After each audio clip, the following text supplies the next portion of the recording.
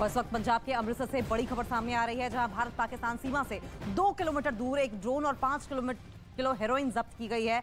Police ने 2 लोगों को गिरफ्तार भी किया है। आपको बता दें, आए दिन पाकिस्तानी ड्रोन देखे जाते हैं। फिरोजपुर, गुरदासपुर, तरन तारण, अबोहर, फाजिलका के जरिए घुसपैठ की कोशिश और साथ साथ हथियार जो हैं वो सप्लाई करने की कोशिश पड़ोसी मुल्क पाकिस्तान करता रहता है। और फिलहाल एक बार फिर से पुलिस ने 2 लोगों को गिरफ्तार किया गया है और अब की बार अमृतसर से ये गिरफ्तारी हुई है। पाकिस्तानी सीमा से 2 किलोमीटर दूर एक ड्रोन और 5 किलो हेरोइन जब्त की गई।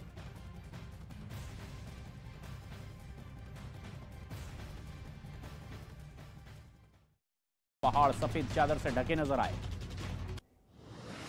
उत्तराखंड के चमोली में घरों और गाड़ियों पर बिछी बर्फ की सफेद चादर, पर्यटकों के साथ कारोबारियों के भी चेहरे खिले। उत्तराखंड के उत्तरकाशी में लगातार हो रही बर्फबारी से कई रास्ते बंद हो गए। गंगोत्री हाईवे पर बर्फ हटाने के काम में प्रशासन जुटा है। हिमाचल प्रदेश के धर्मशाला में पहाड़ों के साथ साथ निचले इलाकों में भी बर्फबारी हो रही है। 1 डिग्री सेल्सियस तक तापमान दर्ज किया गया है। लोगों का घर से निकलना मुश्किल हो चुका है। उत्तराखंड के ओली में सड़क पर बर्फ जमने की वजह से लोगों की मुसीबतें बढ़ गई। रास्ता खोलने के लिए मशीनों का भी सहारा लिया जा रहा है। उत्तराखंड के चमोली में भारी बर्फबारी के बाद में नजारा बेहद खूबसूरत दिखाई दे रहा है, जहां पहाड़ हैं, घर, गाड़ी सब कुछ चांदी से चमकते दिखाई दे रहे हैं। जम्मू के कटरा में भारी बर्फबारी के बीच में वैष्णो देवी के दर्शन करने के लिए भक्त पहुंच रहे हैं। दूर दूर से आए श्रद्धालु बर्फबारी का भी लुत्फ उठाते दिखाई दे रहे हैं।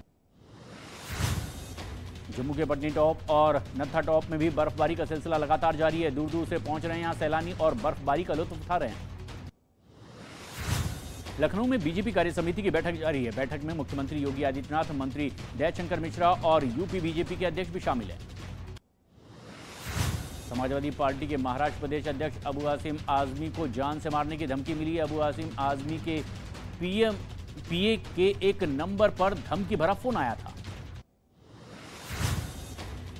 श्रद्धा मर्डर केस में दिल्ली पुलिस बहुत जल्द अब चार्जशीट दाखिल कर सकती है। दिल्ली पुलिस ने ड्राफ्ट तैयार कर लिया है। जनवरी की किसी भी तारीख को ये चार्जशीट दाखिल की जा सकती है। भारतीय कुश्ती संघ के खिलाफ केंद्र सरकार ने बड़ा एक्शन लिया है। खेल मंत्रालय ने WFI यानी कि रेसलिंग फेडरेशन ऑफ इंडिया की सभी गतिविधियां सस्पेंड कर दी है।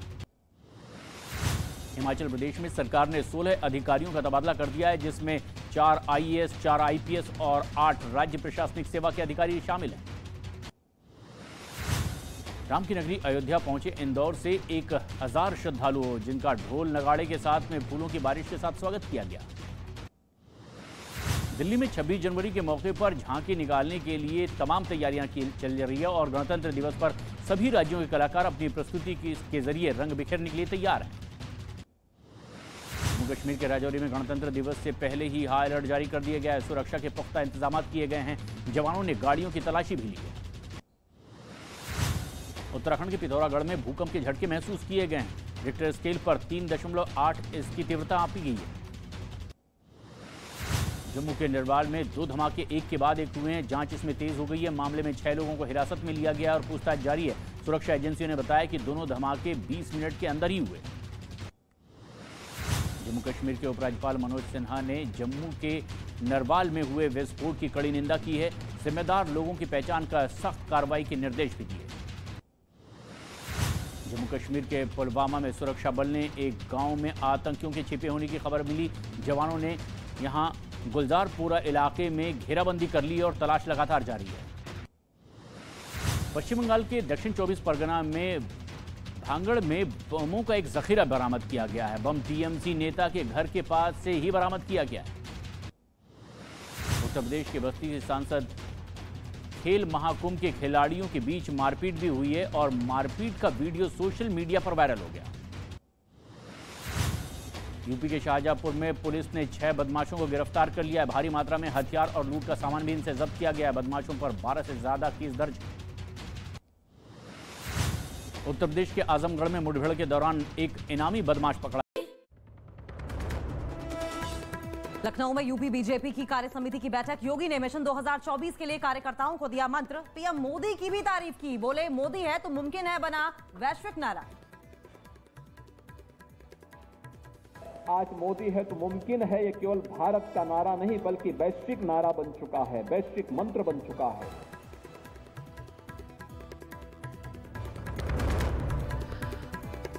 जम्मू कश्मीर में सुरक्षा पर एलजी मनोज सिन्हा की हाई लेवल बैठक। उधर जम्मू के नरवाल में दोहरे धमाके की जांच के लिए मौके पर पहुंची एनआईए।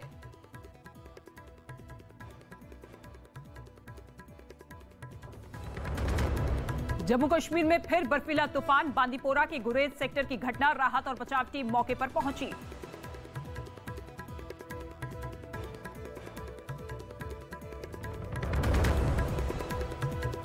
यूएस की कैलिफोर्निया में एक समारोह में अंधाधुंध फायरिंग, 10 लोगों की मौत, कई लोग घायल।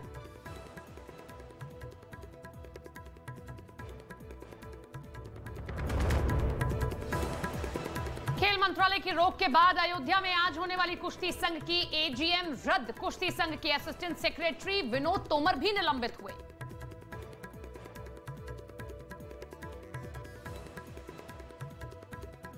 कोलकाता में टीएमसी नेता के घर के बाहर आईईडी बरामद। आईएसएफ कार्यकर्ताओं पर आईईडी रखने का आरोप। आईएसएफ और टीएमसी कार्यकर्ताओं में झड़प के बाद हुई थी तोड़फोड़।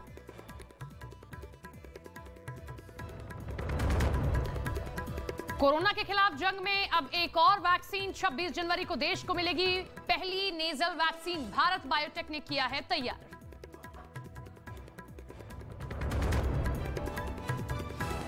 हॉकी वर्ल्ड कप में भारत का न्यूजीलैंड से महामुकाबला। आज जीत के बाद मिलेगी क्वार्टर फाइनल में एंट्री। शाम 7 बजे से खेला जाएगा मैच। न्यूज 18 इंडिया लगातार बना हुआ है देश का नंबर 1 हिंदी न्यूज चैनल। दर्शकों ने खबरों के लिए न्यूज 18 इंडिया पर फिर जताया भरोसा। पसंद बनता है वो जो सिर्फ रफ्तार नहीं, जिम्मेदारी पर भी विश्वास रखता है। देश का नंबर 1 न्यूज चैनल बनता है वो जो देश हित और जनहित दोनों को सर्वोपरि समझता है। News 18 India.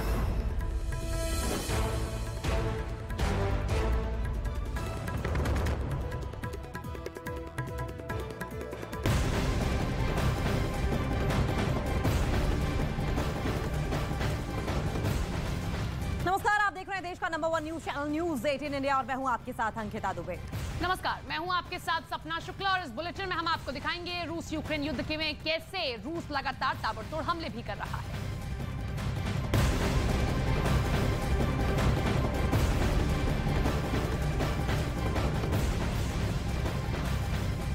और रूस के ताबड़तोड़ हमलों के बाद कीव ने अपनी आसमानी ताकत को और ज्यादा मजबूत करना शुरू कर दिया है। ब्रिटेन से मिली सीकिंग हेलीकॉप्टर यूक्रेन की धरती पर पहुंच गए हैं। यूक्रेन के रक्षा मंत्री ने इसे लेकर एक वीडियो भी जारी किया है और इस वीडियो में यूक्रेन के सैनिक हेलीकॉप्टर के साथ सैन्य अभ्यास करते हुए दिखाई दे रहे हैं। और इस हेलीकॉप्टर को यूक्रेन की नौसेना में भी शामिल किया जाएगा।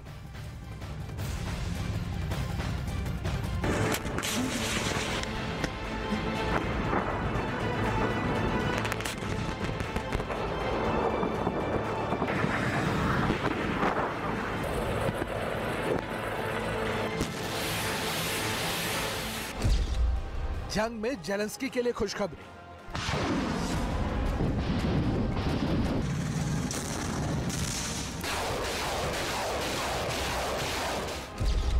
कीव का नया पहरेदार हुआ तैनात।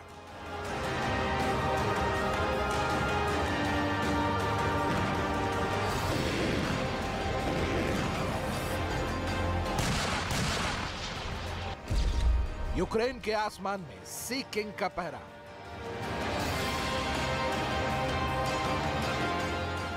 यूक्रेन की जमीन बारूदों की बारिश से लाल हो गई। मिसाइल से अटैक हुए।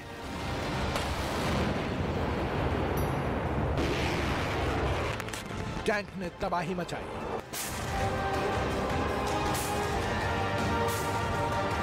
लेकिन अब जंग आसमानी हो सकती है। एक तरफ रूस कीव की घेराबंदी में जुटा हुआ है, तो दूसरी तरफ जेलेंस्की ने पुतिन के चक्रव्यूह को तोड़ने का पूरा खाका तैयार कर लिया है।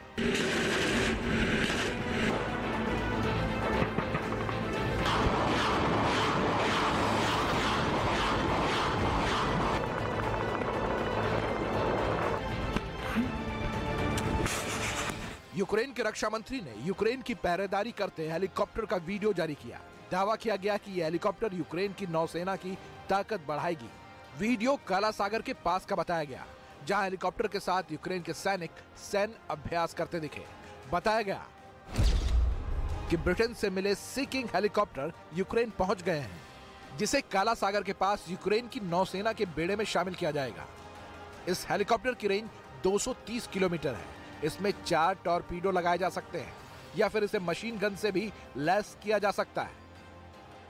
मतलब यूक्रेन नाटो की मदद से अपनी आसमानी ताकत में लगातार इजाफा कर रहा है, क्योंकि जिस तरह से अब यूक्रेन पर हवाई हमले हो रहे हैं उसने यूक्रेन के बुनियादी ढांचों को बुरी तरह प्रभावित किया है। यही वजह है कि नाटो देश यूक्रेन को हर तरह के हथियारों से लैस कर रहे हैं। सी किंग हेलीकॉप्टर के बाद यूक्रेन को ब्रिटेन से जल्दी ही चैलेंजर टैंक मिलने वाला है। पोलैंड और फिनलैंड भी यूक्रेन को लेपर्ड 2 टैंक देने का ऐलान कर चुके हैं, जबकि द नीदरलैंड्स भी यूक्रेन को लेपर्ड 2 टैंक देने पर विचार कर रहा है। नाटो देशों से मिल रही यूक्रेन को सैन्य मदद जंग को घातक बना रही है, क्योंकि नाटो की मदद से बौखलाए रूस ने इसके लिए गंभीर परिणाम भुगतने की चेतावनी दे दी है।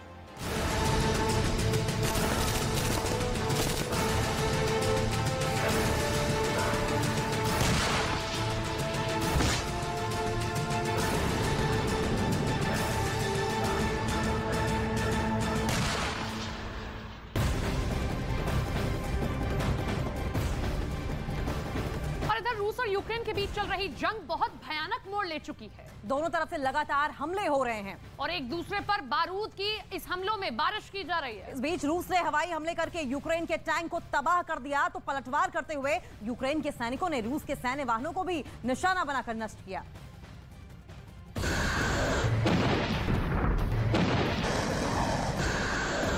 रूस यूक्रेन युद्ध के बीच बख्मुत इलाके से एक खतरनाक वीडियो सामने आया, जिसमें दिखा कि रूस का टैंक सड़क पर चल रहा था और वो रास्ता बिल्कुल सुनसान था। तभी ज़ेलेंस्की की फौज की तरफ से बिछाई गई बारूदी सुरंग की जद में वो रूसी टैंक आ गया और फिर इस टैंक में जोरदार ब्लास्ट हुआ, जिसके बाद धुएं का गुबार उठता दिखाई दिया। बख्मुत में बारूदी सुरंग से हमला इतना जोरदार था कि टैंक पूरी तरह बर्बाद हो गया। इस दौरान टैंक में मौजूद रूस के सैनिकों के भी मारे जाने की आशंका है। बताया गया कि यूक्रेन के सैनिक अब जगह जगह माइंस लगा रहे हैं ताकि इसकी जद में आकर रूस के सैनिकों का खात्मा हो जाए, रूस को नुकसान हो जाए।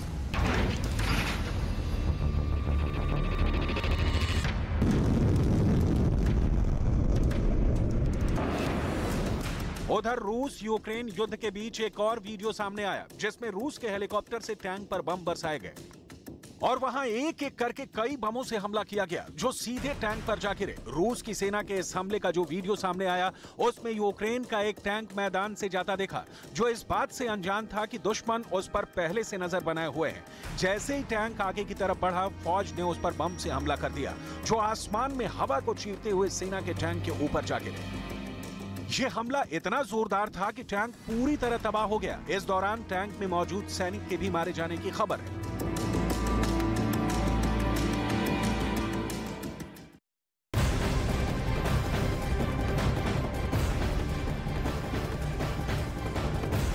एक और बड़ी अपडेट सामने आ रही है। पुतिन के खिलाफ जंग का नया मोर्चा तैयार हो सकता है। यूक्रेन के दक्षिण में मौजूद मोल्दोवा ने नाटो में शामिल होने के संकेत भी दे दिए। मोल्दोवा की राष्ट्रपति माया संदू ने कहा है कि इसे लेकर मंथन चल रहा है, और मंथन इसलिए क्योंकि ऐसा करने के लिए लोकतांत्रिक प्रक्रिया से गुजरना होगा। लेकिन मोल्दोवा नेटो से जुड़ा तो पुतिन की टेंशन बढ़ जाएगी, क्योंकि यूक्रेन से उसकी जंग पहले ही लंबी हो चुकी है।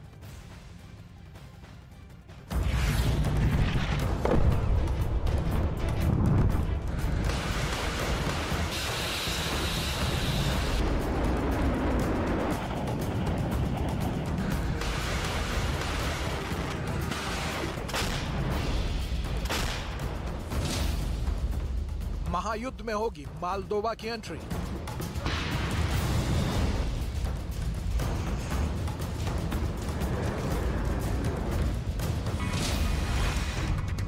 रूस को परास्त करने की नई रणनीति।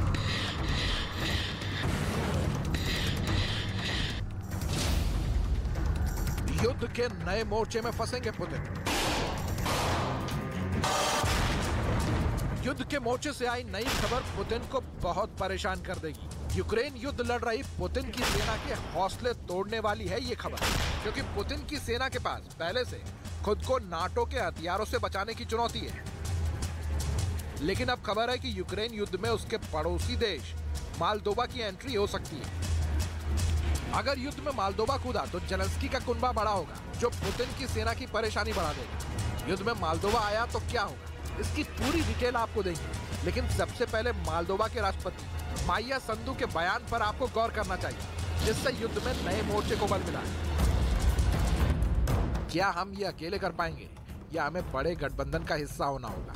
अगर इस पर एक देश के तौर पर हम किसी निर्णय पर पहुंचते हैं तो हमें अपनी तटस्थता को बदलने की जरूरत है, और ये एक लोकतांत्रिक प्रक्रिया के तहत होगा।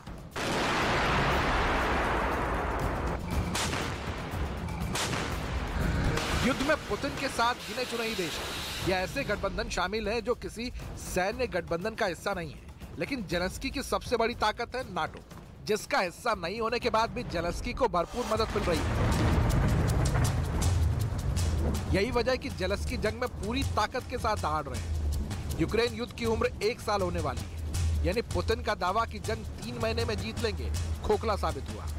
और अगर इस जंग में नए मोर्चे की एंट्री हुई तो जंग न सिर्फ लंबा खिंचेगा बल्कि तबाही और ज्यादा हो, क्योंकि अब मालदोवा ने किसी बड़े गठबंधन में शामिल होने की इच्छा जताई है, जो इशारा है कि वो नाटो में शामिल होना चाहता है, क्योंकि नाटो ही सबसे बड़ा सैन्य गठबंधन है जो जंग के बीच सुरक्षा की गारंटी दे सकता है। क्योंकि यूक्रेन युद्ध शुरू होने से ही मालदोवा डरा हुआ था। यूक्रेन के दक्षिणी हिस्से में मौजूद मालदोवा कभी सोवियत यूनियन का हिस्सा रहा है। मालदोवा को डर सता रहा है कि अगर रूस युद्ध जीता तो अगला हमला उस पर होगा। इसी डर से मालदोवा में यूक्रेन युद्ध के 10 दिन बाद ही मार्शल लॉ लागू कर दिया गया।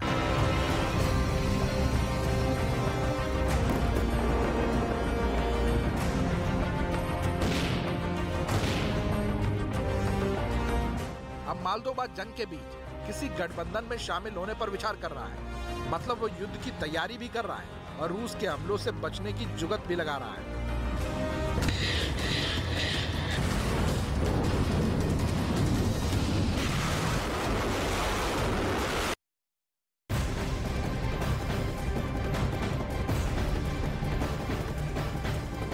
रूस यूक्रेन युद्ध के बीच ब्रिटेन ने यूक्रेन को चैलेंजर 2 टैंक देने का फैसला किया है। जल्द ही जेलेंस्की की सेना को चैलेंजर 2 टैंकों का एक स्क्वाड मिलेगा और जिससे वो रूस को मुंहतोड़ जवाब दे सकेंगे। लेकिन इससे पहले ब्रिटेन के रक्षा मंत्रालय ने चैलेंजर 2 टैंक का वीडियो जारी किया है, जिसके जरिए ये दिखाने की कोशिश की गई है कि चैलेंजर 2 युद्ध के मैदान में क्या कर सकता है। दरअसल चैलेंजर 2 टैंक बेहद ही ताकतवर है। चैलेंजर 2 टैंक 550 किलोमीटर की रेंज में 59 किलोमीटर प्रति घंटे की स्पीड से दौड़ सकता है। चैलेंजर 2 एक 55 कैलिबर की 120 किलोमीटर लंबी L30A1 टैंक गन से लैस है। ऑपरेशन के दौरान सिर्फ एक चैलेंजर 2 टैंक ही नष्ट हो पाया है।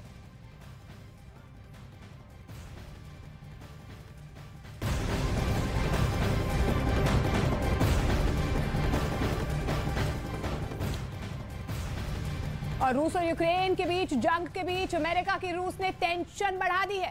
टेंशन उस वक्त बढ़ गई है जब रूस का एक जहाज अमेरिका के हवाई द्वीप के करीब से गुजर रहा था। हवाई के पास रूस के जहाज को देखे जाने के बाद रेड अलर्ट जारी कर दिया गया।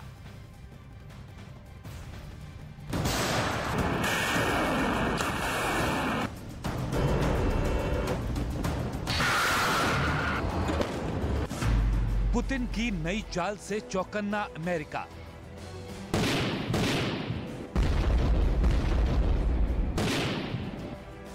बाइडेन के मिलिट्री बेस पर पुतिन की नजर।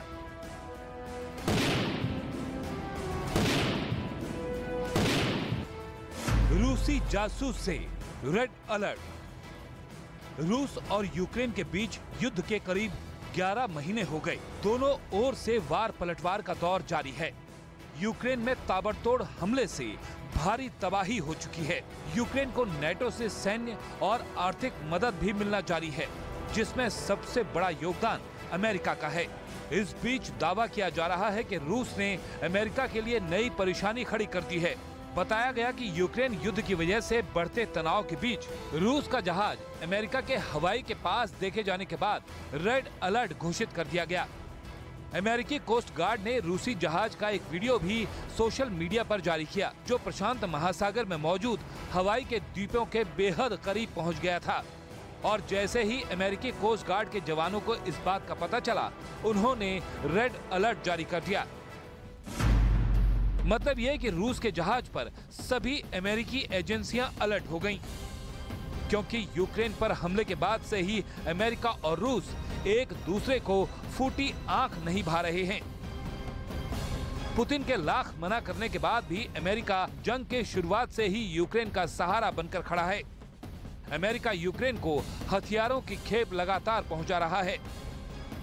अब तो वो ऐसे हथियार भी यूक्रेन को दे रहा है जो रूस के लिए काल साबित हो सकते हैं। इसी वजह से रूस और अमेरिका के बीच तनाव चरम पर है।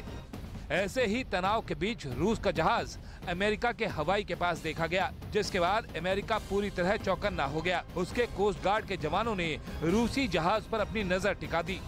हालांकि अमेरिका के मुताबिक ये रूस का एक सामान्य मिलिट्री जहाज था, कोई जंगी जहाज नहीं, और इसी वजह से उसके खिलाफ कोई सख्त कदम नहीं उठाया गया, क्योंकि अमेरिका के मुताबिक अंतर्राष्ट्रीय नियमों के हिसाब से सेना के सामान्य जहाज उसके इकोनॉमिक एक्सक्लूसिव जोन से होकर आ और जा सकते हैं।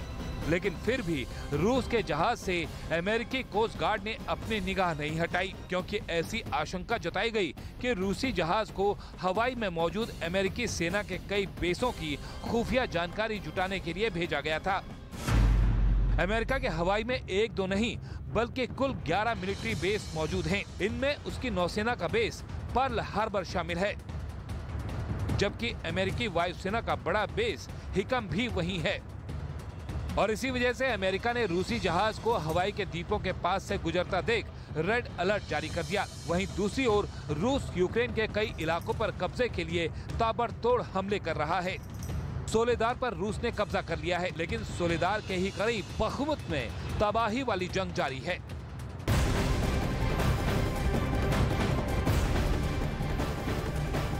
और रूस यूक्रेन की जंग में अब उत्तर कोरिया का नाम सामने आ रहा है। पिछले साल के अंत में अमेरिका ने दावा किया था, बिल्कुल ये दावा किया गया था कि नॉर्थ कोरिया यूक्रेन के खिलाफ युद्ध में रूस को हथियारों की सप्लाई कर सकता है।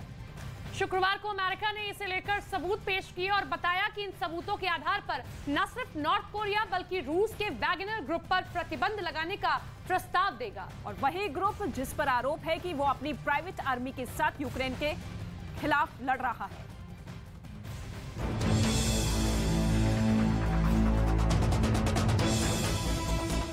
यूक्रेन की जंग में जॉन की एंट्री वैसे तो पहले ही हो चुकी थी, लेकिन इसके सबूतों को अमेरिका ने पहली बार दुनिया के सामने पेश किया है। अमेरिका ने महीनों पहले आरोप लगाया था कि नॉर्थ कोरिया रूस और यूक्रेन की जंग में मॉस्को के ठेके के लड़ाकों को हथियारों की सप्लाई कर रहा है, जिसका इस्तेमाल पूर्वी यूक्रेन में वो कर रहे हैं। हथियारों की सप्लाई करने का आरोप लगाकर अमेरिका ने संयुक्त राष्ट्र सुरक्षा परिषद में उत्तर कोरिया पर नए प्रतिबंध लगाने का प्रस्ताव दिया था। और अब उसी प्रस्ताव को मजबूत करने के लिए व्हाइट हाउस ने मीडिया के सामने वो सबूत पेश किए हैं जिससे उसे संयुक्त राष्ट्र सुरक्षा परिषद समिति के विशेषज्ञों के समूह के साथ साझा किया है और बताया कि उत्तर कोरिया वैगनर समूह को हथियारों की आपूर्ति कर रहा है, जिसका उपयोग वो यूक्रेन के खिलाफ युद्ध में करता है। Previously, the arms transfers from the DPRK are in direct violation of United Nations Security Council resolutions. So today, we shared information on these violations with the Security Council's DPRK Sanctions Committee panel of experts. We will continue to raise these violations at the Security Council alongside our allies and partners. America पहले ही जाहिर कर चुका है कि प्रशांत महासागर में उत्तर Korea उसके लिए बहुत बड़ा खतरा बन रहा है और पिछले साल किए गए उसके मिसाइल परीक्षणों की वजह से कोरियन प्रायद्वीप में भी युद्ध का खतरा मंडराने लगा है। इसी वजह से अमेरिका उत्तर कोरिया पर नकेल कसने की कवायद में लगा है, जिसके तहत प्रतिबंधों का प्रस्ताव लेकर आया है। एक तरफ उत्तर कोरिया जहां अपनी सीमाओं को सुरक्षित रखने का दावा करते हुए मिसाइलें दाग रहा है, वहीं अमेरिका को ऐसे सबूत मिले हैं कि वो रूस की contract killer company Wagner group को हथियारों की सप्लाई भी कर रहा है। जो तस्वीरें व्हाइट हाउस की ओर से जारी की गई हैं, वो 18 नवंबर को ली गई हैं, जिसमें रूस और उत्तर कोरिया की तस्वीरें दिखाई गई हैं, जिसमें दिखाया गया कि 18 नवंबर को एक ट्रेन रूस से निकली, 18 नवंबर को ही ट्रेन उत्तर कोरिया पहुंची। दावा है कि उत्तर कोरिया में ट्रेन खाली की गई, उत्तर कोरिया में ट्रेन फिर लोड की गई। अगले दिन हथियारों से भरी ट्रेन रूस वापस आ गई। अमेरिका लगातार दावा कर रहा है कि रूस यूक्रेन युद्ध में प्राइवेट आर्मी का इस्तेमाल कर रहा है और ये प्राइवेट आर्मी वैगनर ग्रुप की है, जिसे दक्षिण अफ्रीका की खदानों से भी फंडिंग मिल रही है। किम जोंग उन और पुतिन की दोस्ती पुरानी है, लेकिन यूएन से लगे प्रतिबंधों की वजह से रूस उत्तर कोरिया से किसी तरह का सौदा नहीं कर सकता। लेकिन जब रूस की कंपनी के बारे में ऐसी जानकारियां सामने आ रही हैं, तो अमेरिका अब वैगनर ग्रुप पर भी तमाम तरह के प्रतिबंध लगाने का प्रस्ताव ला सकता है, ताकि यूक्रेन में पुतिन को कमजोर किया जा सके।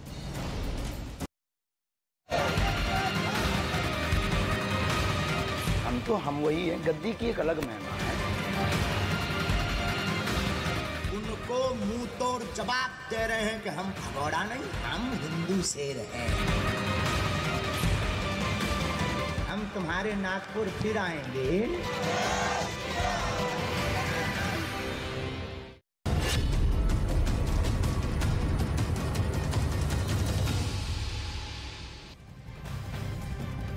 मध्य प्रदेश के बागेश्वर धाम सरकार पंडित धीरेन्द्र शास्त्री आजकल चर्चा में है। धीरेन्द्र शास्त्री सोशल मीडिया से लेकर लोगों की जुबान पर आजकल छाए हुए हैं, क्योंकि चमत्कार के दावे लगातार कर रहे हैं। तो इससे अलग एक दूसरा दावा इसे ढोंग बताने का भी है, और इन दावों के बीच उलझी है चमत्कार की वो थ्योरी जिस पर बागेश्वर महाराज धीरेन्द्र कृष्ण शास्त्री आज भी कायम है। लेकिन सवाल है कि इस चमत्कार का सच क्या है, और बाबा के जो सैकड़ों समर्थक हर रोज उनके दरबार में पहुंच रहे हैं, उसके पीछे उनकी आस्था है या फिर अंधविश्वास? चमत्कार का दावा करने वाले बाबा चैलेंज करने वालों को चैलेंज देते हैं। शर्त ये आपका परिचय का नहीं होना चाहिए, और चारों पंडालों में आप किसी को ले आना, उसी का पर्चा निकलेगा। बाबा खुले मंच से अपने विरोधियों को ललकारते हैं। ललकार कर करते हैं कि हमने संतों की चरणों की तपस्या सीखी और सन्यासी बाबा की कृपा को पाया है।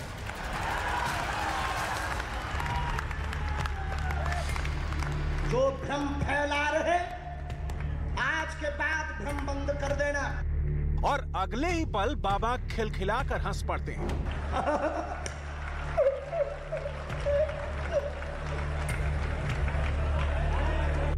बाबा तालियां पीटते हैं और लोगों की पीड़ा दूर करने की डेडलाइन भी बता देते हैं। जाओ, आपके पति, हमें अपने इष्ट पर भरोसा है। हम प्रार्थना करते हैं कि वो 2026 तक ठीक होंगे। हमें ऐसा अपने बालाजी पर भरोसा है। ये बागेश्वर महाराज बाबा धीरेन्द्र कृष्ण शास्त्री के अलग अलग रूप हैं। बाबा की अलग अलग भाव भंगिमा है, जो उनके एक अकेले मंच पर एक दिन के भीतर थोड़ी थोड़ी देर में नजर आ जाती है। ये बाबा धीरेन्द्र शास्त्री के रायपुर कथावाचन केंद्र की तस्वीरें हैं, जहां इन दिनों बागेश्वर महाराज धीरेन्द्र कृष्ण शास्त्री अपने समर्थकों के बीच कथावाचन और अपना कथित चमत्कार दिखा रहे हैं। आपके मन में दो प्रश्न हैं। बालक का प्रश्न है, कृपा होगी, चल नहीं पाता, स्वास्थ्य ठीक नहीं, नसें टेढ़ी हैं, धन की तंगी भी बनी, वो ठीक हो जाएगा, दिव्यांश स्वस्थ होगा, आशीर्वाद है। पर्चा बोलिए, माइक से बोलिए। बिल्कुल सही है, बिल्कुल सही है।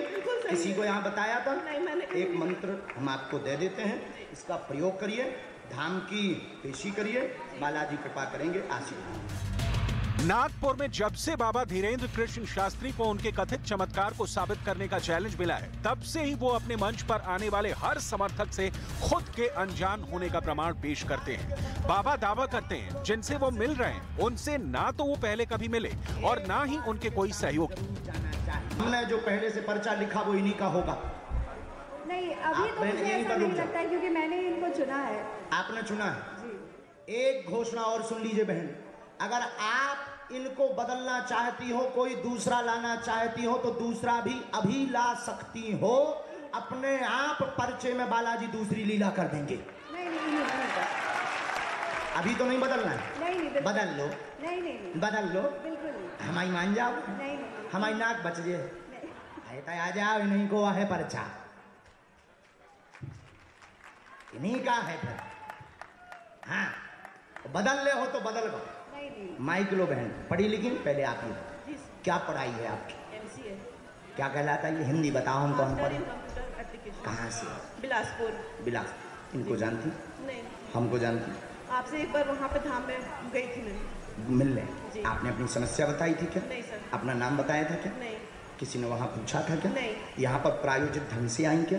नहीं। ये पत्रकार वाली बहन को आप जानती हैं? नहीं। आपका प्रश्न क्या है? झूठ तो नहीं बोल रही? इनका नाम क्या है? दिव्यांश सिंह। नजदीक आओ, हिंदी तो बहुत अच्छी है आपकी।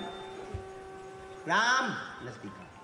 बालाजी, आपके मन में 2 प्रश्न हैं। बालक का प्रश्न है, कृपा होगी, चल नहीं पाता, स्वास्थ्य ठीक नहीं, नसें टेढ़ी हैं, धन की तंगी भी बनी, वो ठीक हो जाएगा, दिव्यांश स्वस्थ होगा, आशीर्वाद है।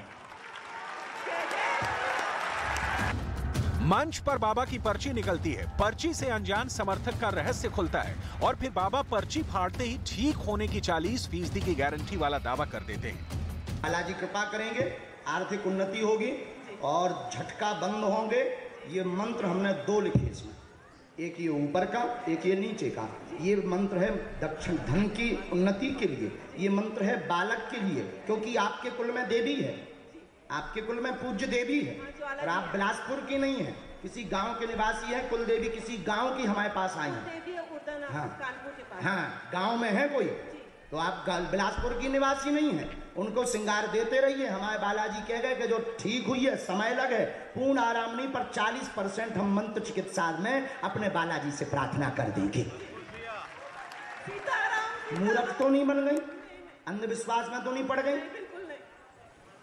जय श्री राम। जय श्री राम। अपने दरबार में बाबा लगातार मीडिया कवरेज का भी हिस्सा बन रहे हैं। मीडिया के कैमरों के बीच वो नागपुर वाले चैलेंज को भी अपने दावों से लगातार जवाब देने की कोशिश कर रहे हैं। कैसे, वो देखिए। पहले नंबर तो बहन जी, हम एक पर्चा बनाते हैं, पुरुषों में महिलाओं में है पर्चा। हम पहले से, जिसे कहते हैं बिफोर टाइम बनाकर रखेंगे। अभी तक हम जिनको बुला रहे हैं वो हमारे लोग हो सकते हैं। पहले हम पर्चा बना के रखेंगे और आप जिसको बहन जी लेकर आएंगे उसी का पर्चा ये निकलेगा। समझ आ गया? हम पहले पर्चा लिख लेंगे, जिनको हम अभी तक बुला रहे हैं वो हमारे हो सकते हैं, लेकिन आप जिनको लेकर के आएंगे उसी का पर्चा का प्रश्न लिखा मिलेगा। पुरुषों में, महिलाओं में, चारों पंडालों में पीछे जाकर आपका नहीं होना चाहिए। शर्त ये, आपका परिचय का नहीं होना चाहिए, और चारों पंडालों में आप किसी को ले आना, उसी का पर्चा निकलेगा। कथित चमत्कार पर सवाल उठाने वालों पर बाबा धीरेन्द्र कृष्ण शास्त्री खुद सवाल खड़े कर रहे हैं। ऐसे लोगों के खिलाफ मंच से बाबा का गुस्सा भी फूट रहा है और उनका आक्रोश भी साफ साफ नजर आ रहा है। हम हनुमान जी के सेवक हैं, ललकार कर करते हैं कि हमने संतों की चरणों की तपस्या सीखी और सन्यासी बाबा की कृपा को पाया है।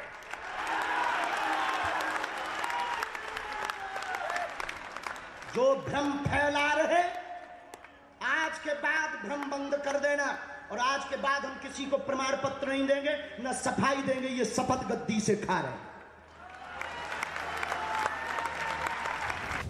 बाबा के दावे अपनी जगह हैं, लेकिन मंच से दिए जा रहे बाबा धीरेन्द्र शास्त्री के ऐसे प्रमाण से ना तो कथित चमत्कारों को लेकर सवाल शांत हो रहे हैं और ना ही लोगों की उत्सुकता।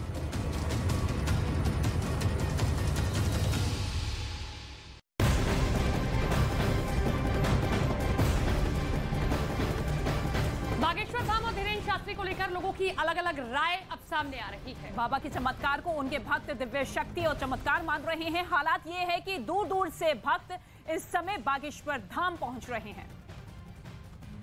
जो चमत्कार करते हैं उस पर पूरा भरोसा है? जी, पूरा भरोसा है। जय श्री राम, जय बागेश्वर धाम। जय श्री राम, जय बागेश्वर धाम। तो बाबा के जयकारे मैं जब से यहाँ पर पहुंची हुई तब से सुनाई दे रहे हैं। आप किस क्लास में पढ़ते हैं? क्लास 10th में। बाबा पर भरोसा है? बिल्कुल।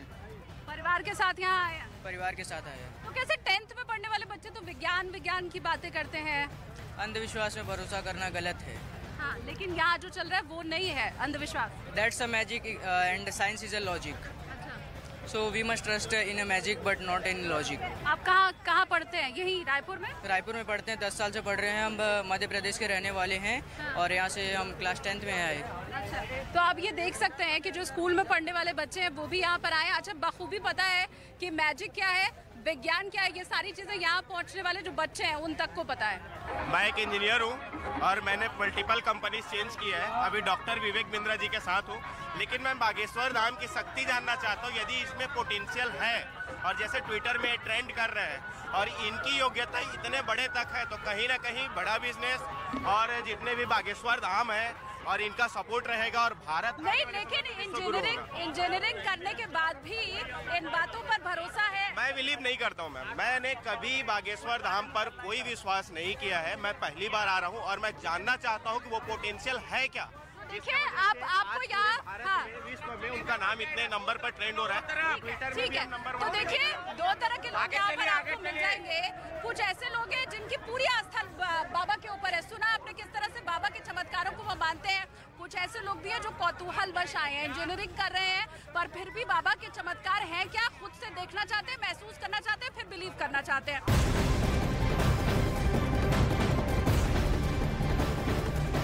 बागेश्वर धाम पहुंचे भक्तों में आचार्य धीरेन्द्र शास्त्री के प्रति अपार आस्था है। कुछ महिलाएं भक्तों का ये कहना है कि बाबा के ऊपर लग रहे सभी आरोप गलत है। भारी तादाद में यहाँ पंडाल में आपको महिलाएं बैठी दिखाई दे जाएंगी। ये सब यही चाहती हैं कि किसी तरह इनकी जो अर्जी है वो स्वीकार हो जाए, बाबा एक बार मंच पर बुला लें और जो दिल की इच्छा है वो पूरी हो जाए। भक्त जो सोचते हैं, कहते हैं ना, उन्हें चैलेंज नहीं करना चाहिए। तो यहाँ जो कुछ भक्त हैं उनसे जरा हम बात भी कर लेने की कोशिश करते हैं और जानते हैं उनके मन में क्या है। आप यहाँ कहाँ से पहुँची हैं? मैम मैं रायपुरा महादेव घाट से आई हूँ। मैं अयोध्या की प्रॉपर हूँ। मैं यहाँ राम कथा सुनने आई हूँ। बोलो रामचंद्र की जय और बागेश्वर महाराज की जय। ये बच्चा कितना बड़ा है? ये बच्चा 8 महीने का है मैम। मैं भी कथा सुनने आया है महादेव घाट से। राघव दुबे। बच्चे को सब समझ आएगा? नहीं मैम, नहीं समझ आएगा, फिर भी लेके आए भगवान के स्थान में, सुनेंगे तो अच्छा लगेगा। अच्छा, आप कहाँ से पहुँची हैं? हम लोग है मिर्जापुर के। हाँ। मिर्जापुर से कथा सुनने ही आई है? नहीं, यहाँ छत्तीसगढ़ में रहते हैं हम लोग। अच्छा। हाँ, तो पूरी आस्था है? हाँ, पूरी आस्था है। हाँ, इधर आपसे भी बात करती हूँ, बताइए। मैम देखिए, साक्ष्य जो है ना, पहले भी पुराणों में रहा है। कोई भी अगर हमारे हिंदू धर्म के कोई भी अगर पुराण में आते हैं, सब तो हमारी ही भगवान है ना। राम हमारे हैं, शंकर जी हमारे। ये जरा बच्ची की भी फोटो दिखाइए, कितने छोटे छोटे बच्चे यहाँ पर पहुँचे हुए हैं।